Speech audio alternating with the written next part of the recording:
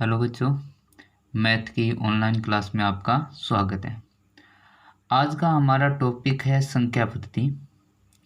ये एक ऐसा टॉपिक है जिसे हर कक्षा के लिए महत्वपूर्ण माना जाता है, क्योंकि जो मैथ है वह इसी संख्या के ऊपर आधारित है।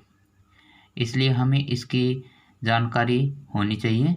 इसलिए देखिए, आज हम संख्या पद्धति को पढ़ते हैं। पहला जो संख्या का प्रकार है वो है प्राकृत संख्या, यानी वह संख्या जो एक से प्रारंभ होकर अनंत तक जाती है उसे प्राकृत संख्या कहते हैं। जैसे 1 है, 2 है, 3 है, 4 है, इस प्रकार चलती रहती है 10, 20, हजार, लाख, अरब, खरब जो भी है, यानी अनंत तक, क्योंकि संख्या का कोई अंत नहीं होता। आगे देखिए, इसी का दूसरा जो प्रकार है संख्या का वो है पूर्ण संख्या। यहाँ थोड़ी ध्यान देनी, यहाँ पे लिखा गया है प्राकृत संख्या में शून्य सम्मिलित कर दिया जाए तो वह पूर्ण संख्या बने जाती है। तो वह पूर्ण संख्या बन जाती है। देखिए, जहाँ ऊपर प्राकृत संख्या 1, 2, 3, 4 शुरुआत की थी, वहीं पे हम यदि इसमें शून्य सम्मिलित कर दें तो यह प्राकृत संख्या है वो पूर्ण संख्या बने जाती है। और इसको लिखेंगे तो 0, 1, 2, 3, 4 से अनंत तक लिखेंगे। ठीक है। अब आगे ध्यान दीजिए, आगे हमारे पास यहाँ एक नोट यानी विशेष बात निकल के आई है इन दोनों संख्याओं में से। यहाँ पे देखिए कि सभी प्राकृत संख्या, जो ये जितनी भी प्राकृत संख्याएं हैं, 1 है, 2 है, 3, 4 या अदर आगे अनंत तक, वो सभी की सभी हैं वो पूर्ण संख्या में। ये देखिए पूर्ण संख्या में है, लेकिन पूर्ण संख्या का जो 0 है वो प्राकृत संख्या में नहीं है। इसका मतलब ये हुआ कि सभी प्राकृत संख्याएं हैं वो पूर्ण संख्याएं कह ला सकती हैं, लेकिन इसका विलोम यानी सभी पूर्ण संख्या को प्राकृत संख्या नहीं कह सकते। इसका जो तीसरा रूप है वो है हमारा पूर्णांक संख्या। ये पूर्णांक संख्या देखिए, आपने पढ़ा होगा कि हम जब पढ़ते हैं तो हमारी किसी भी सवाल के अंदर संख्या प्लस या माइनस की भी प्राप्त होती है। तो इस प्रकार जो संख्या प्लस की है और माइनस की है, उन सभी को सम्मिलित रूप से पूर्णांक संख्या कहते हैं। इसकी जो परिभाषा होगी वो होगी शून्य से धनात्मक अनंत तक व शून्य से ऋणात्मक अनंत तक की संख्या को क्या कहते हैं? पूर्णांक संख्या कहते हैं। जैसे 0 से इधर धनात्मक अनंत है और ये 0 से इधर ऋणात्मक अनंत है। इसे हम जो हमारी जो प्राकृत संख्या या पूर्ण संख्या है उसको यदि हम धनात्मक या ऋणात्मक में लिखते हैं तो वो संख्याएं पूर्णांक संख्याएं कहलाती हैं। ये तीन जो संख्याएं हैं वो मूल रूप से हैं। इन तीन संख्याओं में हमें क्या करना है? ये जो प्राकृत संख्या, पूर्ण संख्या और पूर्णांक संख्या है, ये मूल रूप में संख्या है। इन तीनों को हमें आगे डिवाइड करना है और अन्य प्रकार इसके देखने हैं। देखिए यहाँ पे पहला है सम संख्या। सम संख्या ऐसी संख्या जिसका इकाइकांक है वो 0, 2, 4, 6, 8 हो, या वह संख्या जो 2 से विभाजित हो। यानी कितनी भी बड़ी संख्या यदि हम लेते हैं, यदि उसका अंतिम अंक यानी इकाइकांक 0, 2, 4, 6, 8 हो तो वह संख्या सम संख्या कहलाती है। और हमें पता है कि सम संख्या वो हमेशा 2 से विभाजित होती है। जैसे आपको यहाँ पे मैं लिखता हूँ 4576, तो इसमें इकाइकांक देखिए कितना है? 6 है। तो ये कौन सी संख्या होगी? एक सम संख्या होगी। अन्य उदाहरण लेते हैं, जैसे लेते हैं 75,348, तो इसमें भी इकाइकांक देखिए 8 है। तो यह संख्या सम संख्या होगी। यानी किसी भी संख्या का इकाइकांक 0, 2, 4, 6, 8 है तो वह संख्या सम संख्या होगी और वह 2 से हमेशा विभाजित होगी। तो यहाँ पे हमें 2 से भाज्य का नियम भी प्राप्त हो रहा है कि किसी भी संख्या का इकाइकांक यदि 0, 2, 4, 6, 8 है तो वह 2 से विभाजित होगी। आगे विषम संख्या। जो सम संख्या हैं उन्हें छोड़ दिया जाए तो वो विषम संख्या कहलाएंगी। और विषम संख्या में देखिए इकाइकांक 1, 3, 5, 7, 9 होगा और वो 2 से विभाजित नहीं होगी। यानी कोई भी संख्या यदि 2 से विभाजित होती है तो वो सम संख्या कहलाती है, यदि विभाजित नहीं होती तो वह विषम संख्या कहलाती है। आगे देखिए भाज्य संख्या। नाम से पता चल रहा है भाज्य। भाज्य का मतलब विभाजित होने वाली। किससे विभाजित होने वाली? एक और सम से या साथ में ही किसी अन्य संख्या से।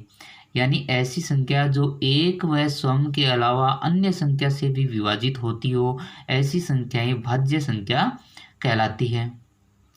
और आगे देखिए अभाज्य संख्या। अभाज्य का मतलब जो भाज्य नहीं हो। किससे भाज्य नहीं हो? जो अन्य संख्या से भाज्य नहीं हो। यानी ऐसी संख्या जो एक या सम के अलावा किसी अन्य संख्या से विभाजित नहीं होती हो, वो अभाज्य संख्या कहलाती है। अब देखिए जो संख्या एक व सम के अलावा अन्य संख्या से विभाजित होती है वो भाज्य संख्या नहीं होती, वो अभाज्य संख्या। अब देखिए शुरुआत करते हैं तो हम ध्यान देते हैं एक है वो न तो भाज्य संख्या है और न ही अभाज्य संख्या है। यानी इसको हम संयुक्त रूप से संख्या बोल सकते हैं, न तो भाज्य बोल सकते हैं और न अभाज्य बोलते हैं। इसके बाद में 2 देखिए। 2 जो है वो अपने आप में विभाजित है या 1 से विभाजित है। यानी 2 में हम 2 का भाग या 1 का भाग दे सकते हैं, इसके अलावा अन्य किसी संख्या का भाग नहीं दे सकते। इसलिए यह कौन सी संख्या होगी? अभाज्य संख्या होगी।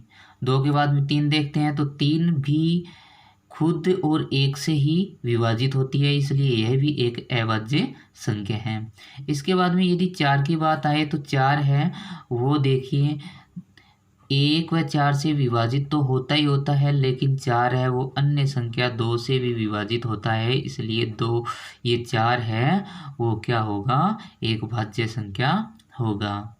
इसी तरीके से हम यदि आगे देखते रहते हैं तो ऐसी संख्या जो एक व सम के अलावा अन्य संख्या से विभाजित होती है वो भाज्य संख्या कहलाती है, और जो अन्य संख्या से विभाजित नहीं होती वो अभाज्य संख्या कहलाती है। यहाँ पे ये 20 से छोटी छोटी अभाज्य संख्या है। यहाँ पे हम देखते हैं कि इस 2 को छोड़कर अन्य जितनी भी अभाज्य संख्या हैं वो सभी विषम संख्याएं हैं। यहाँ पे बीच में देखिए एक 9 है, यानी 9 है वो 3 से विभाजित हो रहा है। 9 3 से विभाजित है तो 9 भाज्य संख्या होगा, यानी 1 व सम के अलावा अन्य संख्या से यह विभाजित है। इस चीज़ से हमें यहाँ पे 2 महत्वपूर्ण बातों का पता चलता है। देखिए वो महत्वपूर्ण बातें हैं क्या। नंबर 1, 2 है वो सबसे छोटी अभाज्य संख्या होती है। याद रखना है 2 है वो सबसे छोटी अभाज्य संख्या होती है, जो बहुत बार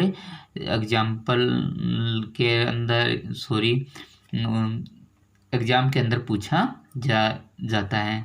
इसी प्रकार यहाँ देखिए 2 है वो सब में अभाज्य संख्या। मैंने बताया था कि 2 को छोड़कर बाकी सभी अभाज्य संख्याएं विषम होती है, लेकिन 2 है वो एक सम अभाज्य संख्या है। यही बात भी आपको याद रखना है। आगे हमारा है सह अभाज्य संख्या। देखिए 2 या 2 से अधिक, यानी या तो 2 संख्या या 2 से अधिक संख्या जिनका उभयनिष्ठ गुणनखंड यानी उसका महत्तम समावर्त्य HCF 1 है तो वह संख्या सह अभाज्य संख्या कहलाती है। यहाँ अभाज्य नाम से आप ऐसा मत कर लेना कि हमें अभाज्य संख्या ही लेनी है। नहीं, हमें ऐसी संख्या लेनी है जिसका HCF 1 हो, यानी उभयनिष्ठ गुणनखंड 1 हो। जैसे आप यहाँ पे 2 5 ले सकते हो, 3 7 9 ले सकते हो, क्योंकि 3 7 और 9 का यदि हम में से निकालते हैं तो 1 होगा। यानी 2 या 2 से अधिक संख्याएं जिनका उभयनिष्ठ गुणनखंड 1 ही हो, वह संख्या क्या कहलाती है? सह-अभाज्य संख्या कहलाती है। इसमें ज़रूरी नहीं है कि वो संख्याएं अभाज्य संख्या हो, वह कौन सी भी संख्या हो सकती है। अब देखिए महत्वपूर्ण जो संख्याएं हैं वो ध्यान देने की है, वो है परिमेय संख्या, जो हमारे छठी, सातवीं, आठवीं, नौवीं, 10वीं से आगे इनमें तो ये काम आती है, इसके आगे भी ये बहुत जगह काम में आती है। और ये है जो कंपटीशन एग्जाम है उसमें भी काफ़ी बार इनसे क्वेश्चन बनते हैं। तो आप यहाँ देखिए कि परिमेय संख्या ऐसी संख्या जिसे p बटा q के रूप में लिखा जा सकता हो, जहाँ p व q क्या हो? पूर्णांक हो। यानी ऐसी कोई संख्या जिसे p बटा q यानी अंश बटा हर, किसमें? अंश बटा हर यानी भिन्न के रूप में लिख सकते हैं। किसके रूप में लिख सकते हैं? भिन्न के रूप में लिख सकते हैं। वह संख्या क्या कहलाती है? परिमेय संख्या कहलाती है। जैसे 7/10 -3/5, या आप 2 को भी क्या बताएंगे? परिमेय संख्या। क्यों? इसके नीचे हम 1 लिख सकते हैं ताकि यह p बटा q के रूप में बने। तो यह संख्या परिमेय संख्या, यानी ऊपर जितनी भी संख्याएं हमने पढ़ी हैं वो सभी की सभी संख्याएं परिमेय संख्या के अंतर्गत आती हैं, चाहे वो सम संख्या हो, चाहे विषम हो, चाहे भाज्य हो, चाहे अभाज्य हो। यहाँ देखिए आगे अपरिमेय संख्या, जो परिमेय नहीं है वो अपरिमेय है, यानी ऐसी संख्या जो p बटा q के रूप में नहीं लिखी जा सकती वो अपरिमेय संख्या कहलाती है। या दूसरी जो बात हम देखते हैं कि ऐसी संख्या है जिसका पूर्ण वर्गमूल न हो, यानी पूरा वर्गमूल न हो, वह संख्याएं अपरिमेय संख्या कहलाती है। जैसे √2 है, √3 है, √5 है। यदि आप √4 के लिए बोलेंगे तो यह गलत है, क्योंकि √4 का वर्ग है, मूल है वो 2 है, वर्गमूल 2 है, तो 2 क्या है? एक है परिमेय संख्या है। तो ऐसी संख्या जिसके पूर्ण वर्गमूल न निकालना संभव हो वो संख्याएं अपरिमेय संख्याएं कहलाती हैं। और यहाँ देखिए वास्तविक संख्या, यानी ऊपर जो हमने परिमेय संख्या पढ़ी है और अपरिमेय संख्या पढ़ी है उन्हें सम्मिलित रूप से हम वास्तविक संख्या कहते हैं। यानी जो वास्तव में हो, जो रियल में हो, उन्हें वास्तविक संख्या कहते हैं, और जो रियल में नहीं हो, वास्तव में नहीं हो, वो काल्पनिक संख्या कहलाती है। यहाँ कुछ महत्वपूर्ण बातें आपको याद रखनी है कि पाई का मान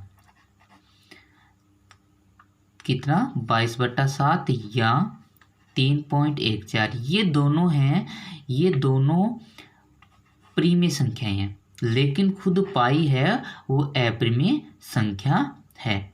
तो यहाँ पे ये आपको ध्यान रखना है, इसके बारे में काफ़ी बार पूछा गया है कि पाई है वो कैसी संख्या होती है। तो पाई है वो अपरिमेय संख्या होती है, जबकि पाई का मान है 22/7 या 3.14, वो परिमेय संख्या होता है। तो इस प्रकार हमने देखा कि हमारी जो संख्या पद्धति है उसमें संख्याएं कितने प्रकार की होती हैं, कौन कौन सी संख्या को हम किस प्रकार लिख सकते हैं।